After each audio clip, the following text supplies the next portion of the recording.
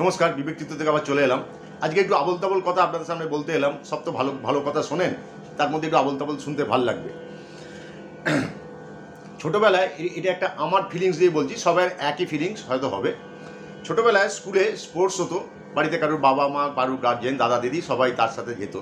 Sports হতো, মাথায় একটা হাঁড়ি নিয়ে ছোটো বাচ্চাদের, বা মুখে চামচ নিয়ে গুলি নিয়ে ছোটো, সে কী উৎসাহ! না পারলে এই তুই পাচ্ছিস না, তোর জন্য কিচ্ছু হচ্ছে না, তোর কিচ্ছু হবে না, হ্যাঁ হ্যাঁ তা না। তারপরে ধরুন ওই দিকে একটা ক্যালকুলেশন দেওয়া আছে ম্যাথামেটিক্সে, সেটা গিয়ে যে তাড়াতাড়ি করে আবার ফিরে আসতে পারবে সে ফার্স্ট হবে, সে বাড়ির লোক উৎসাহে রয়েছে রয়েছে। কিন্তু কোনোটাতেই আমি কোনোদিনই first second third fourth fifth কোনো পজিশনই আমি কিন্তু পাইনি। কিন্তু আমি উৎসাহ নিয়ে নাম দিতাম, প্রতিটা খেলায় অংশগ্রহণ করতাম। আমার ওই বুকে যে একটা নাম্বার দিয়ে দিত, তারপর কিছু টিফিন ফিফিন দিত, মানে এইটাতেই আমার আনন্দ যে আর কি অংশগ্রহণ করলাম। কিন্তু কম্পিটিশান বলে কোনো দিনই নিইনি।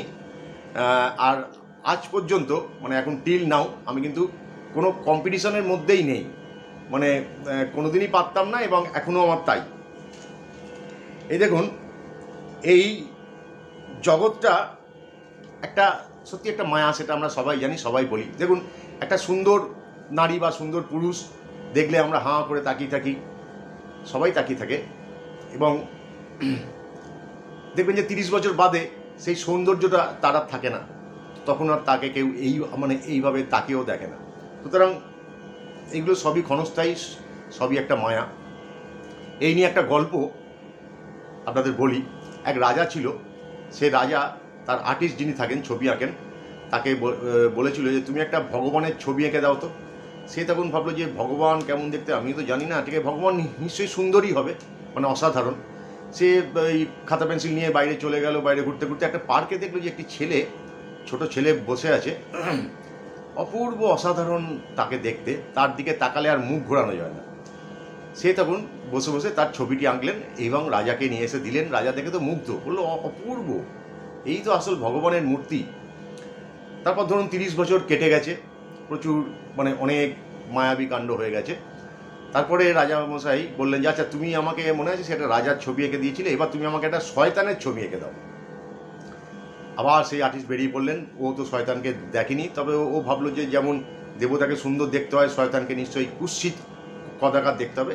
তো ঘুরতে ঘুরতে সেই পার্কের পাশ দিয়ে যেতে যেতে দেখলো সিটে একজন ভদ্রলোক বসে আছে। তো চুল একদম উস্কো খুস্কো, সেই জট পড়ে গেছে, দাড়ি নোংরা, গালে ফালে দাগ, নোংরা কাপড় জামা, নোংরা হাত পা নোংরা, মানে একদম দেখে তাকে চোখ লাল, দেখে তাকানো যায় না, শীর্ণকায় তার চেহারা।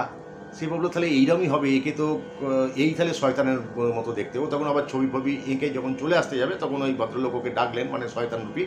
তো বললেন যে আপনি আমার ছবি আঁকলেন যে, বললো রাজামশাই আমাকে বলেছে যে একটি শয়তান যেমন দেখতে হয় সেরকম একটি ছবি এঁকে আমার কাছে নিয়ে আসবে।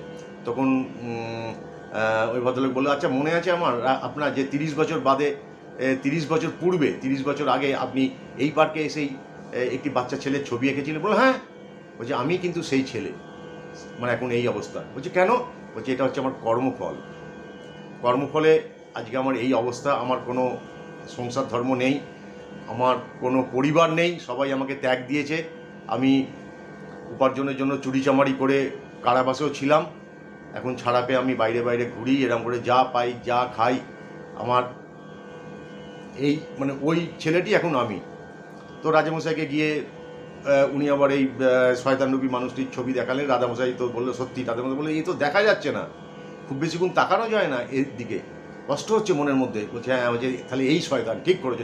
এইটা একটা গল্প আপনাদের, যে মায়া এবং শরীর কোনোদিনই কারুর, সবই ক্ষণস্থায়ী। দেখুন, যে গায়ক একদিন ভালো গান গাইতো, কোনো একটা গলার অসুখের জন্য সে এখন আর হয়তো গান গাইতে পারছে না। যে বিজ্ঞানী, সে হয়তো কোনো মেমোরি লসের জন্য এখন আর হয়তো সে চিন্তা শক্তি সে হারিয়ে ফেলেছে।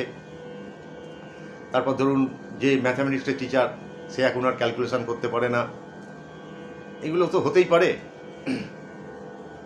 কিন্তু চৈতন্য বা আত্মা, সেটা কিন্তু তার কোনো পরিবর্তন নেই, সেটা কিন্তু ঠিক আছে। সত্যগুণের প্রকাশ, সত্যগুণ যেটা, তার হচ্ছে যেমন দয়া, মায়া, নিঃস্বার্থপরতা, সেবা, এগুলো যার মধ্যে থাকে তাকে আমরা মা বলি। বিশেষ করে মায়ের মধ্যে এইগুলো বেশি প্রকাশ পায়। জন্ম দিলেই যে সে মা হয়ে যায় তা না। তাই জন্য আমরা মাকে বলি জননী জন্মভূমিশ্চ স্বর্গাদপি গড়ীয়সী, মানে স্বর্গের থেকেও আগে মায়ের স্থান। কেননা যে মায়ের মধ্যে এই গুণটা আছে তিনি কিন্তু আসল মা। ভগবানের মানে এই যে মায়া আমরা বলি, মায়া তো ভগবানেরই সৃষ্টি, কিন্তু ভগবানকে সে কোনো কিন্তু ইনফ্লুয়েন্স করতে পারে না। কিন্তু ভগবান সৃষ্টি হচ্ছে মায়া, সেই মায়াটা আমাদের চতুর্দিকে ঘুরছে প্রতিনিয়ত। আমরা সেই মায়ার মাধ্যমে যা করছি সবই মায়া, যা করছি আমরা সবই মায়া, কিন্তু ভগবানকেও কিন্তু কোনো রকম টাচ করতে পারে না। এটা কিন্তু একটা অদ্ভুত জিনিস।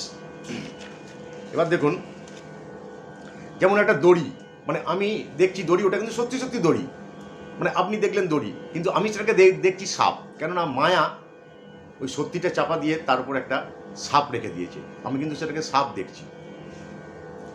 তাই রামকৃষ্ণদেব বলছেন যে যে ওই সাপ দেখুন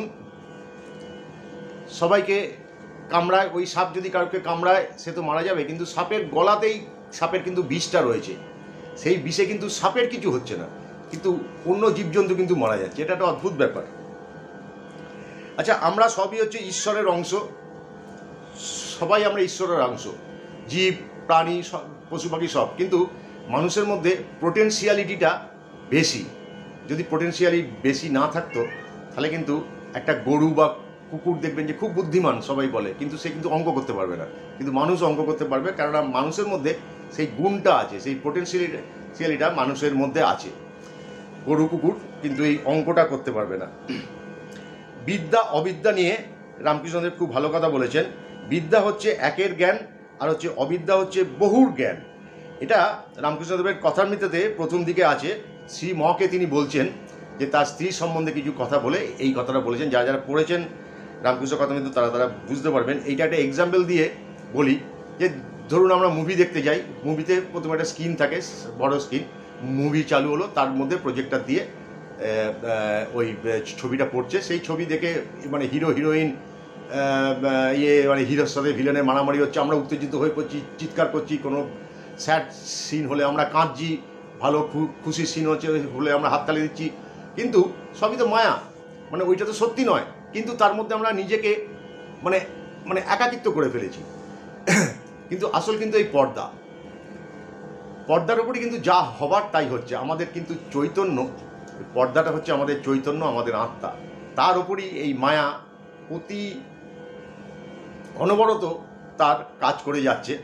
যারা এর থেকে মুক্ত হতে চায়, যারা বোঝে যে এটা কিন্তু ঠিক মানে সত্যি নয়, কোনোদিনই সত্যি নয় এটা, যেমন ওই সিনেমাটা সত্যি নয়, তেমনি এই আত্মার উপর যে মায়া রূপী যে সংসার বা যে কাজ, সেগুলো কোনোটাই সত্যি নয়। যারা এটা বুঝবেন তারা সত্যি জীবনে শান্তি পাবেন। আজকে আসছি, আবার সামনের দিন দেখা হবে। জয় ঠাকুর, জয় মা।